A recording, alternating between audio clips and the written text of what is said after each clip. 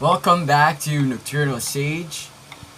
For tonight, I will be talking about my perception of the glass cage in the hit TV series titled You. The story about a stalker who would do actually anything for his one and only love, Beck. Well, actually, he had another one, Candice, the majority the majority of the story shows that he realizes Beck is his really true love. Well, anyway, I want to focus on my analysis of the glass cage that Beck was trapped in. In the story, yes, conventional knowledge would tell us that Joe had psychopathic tendencies for imprisoning his girlfriend in a glass cage. But in another perspective, I see some sanity in what Joe did. The glass cage, admittedly speaking, if we observe the events in the story, after some time reflecting inside the glass cage, Beck was able to come up with a good story. Now, the sanity there is that experiencing something drastic as getting imprisoned sometimes is the only way for the right inspiration for sublimity to come to a writer. And the life of Beck in their story is an evidence of that. If I would provide a universal interpretation for this, crazy people are needed in society.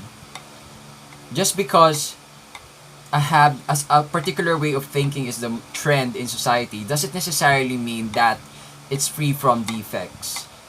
I think the sickness of society nowadays, and I think it has always been the sickness of society, is the obsession with status quo or normalcy. And people who try to shake the system to turn it into something better by applying transformative initiatives get to be treated as, yes, people who are sick. But actually, these sick people carry with them the therapy that society really needs. And that is the cure for their own obsession with normalcy. I think what happened between Beck and Joe could be a symbolism or a metaphor for that. The truth, the principle that I've spoken of. Sometimes it's society that causes such people like Joe to exist. Society nowadays glorifies certain ideas, and these ideas in turn become the norm. Because these ideas become common, and when they become common, if I may cite Nietzsche here, they lose their value. Whatever is common has no value, so to speak. So in a way, the glass cage was the only key for Beck to attain that kind of sublimity to write a good story. Look at what happened to her. Another manifestation was her piece on the death of her best friend, Peach. If Peach hadn't died, well, where would Beck get the inspiration to continue writing? Another interpretation that I have, another reason why I think there's some sanity in getting imprisoned in a glass cage is the obstacles are already gone. If we provide an alternative ending to the story, granting that Benji, Peach, and the others continued to live, no obstacles, no crime was committed, probably Beck would have continued hiding behind these people and then become aversive to what she loves. Ironically, she loves writing, but at the same time, she runs away from it. So, I think, personally, Joe was right, is justified for imprisoning Beck in that glass cage. And sadly, Joe is the only one who can see the rationality behind his actions.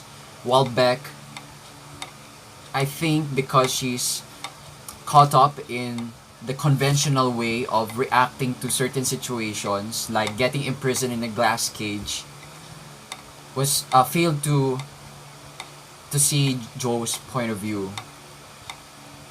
I think what the glass cage is trying to do is provide the viewers a chance for discourse, whether or not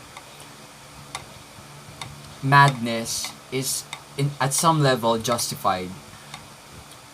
Well, let me be the first one to say that it can be justified. Well, as a writer myself, madness is a precursor to genius. If one is affected by obsession with normalcy, then where will the person's motivation to create a magnificent piece come from?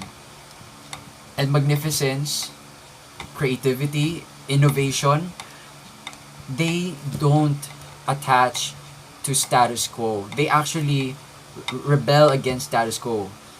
Deviation may be a norm. That is the common refutation against people who advocate deviance. But even if it becomes a norm, deviation that is, people can choose how they want to do it. There is no one way of deviating from a certain norm. It's the process of creating a new order from the current, aside from the current order that you're in. So that is my analysis of the glass cage in the hit TV series You. So if you have any comments, if you want to know, if you want me to know your contentions against my views, or if you want to share some other side of the story, and or if my thinking registers with yours, please don't hesitate to comment below. And if you do like this video, please give it a thumbs up. And if you want automatic updates on my next uploads, please feel free to subscribe.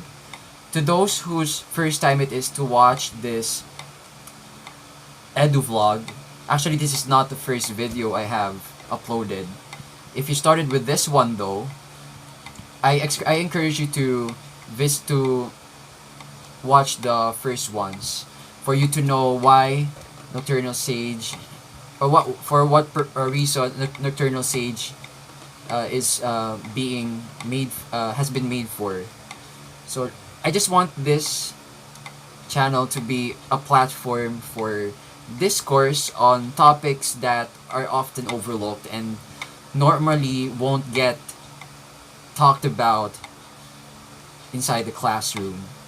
So whether you are a student or a person who just finished schooling or who intends to go back to school, well, let this be a haven for awesome conversations.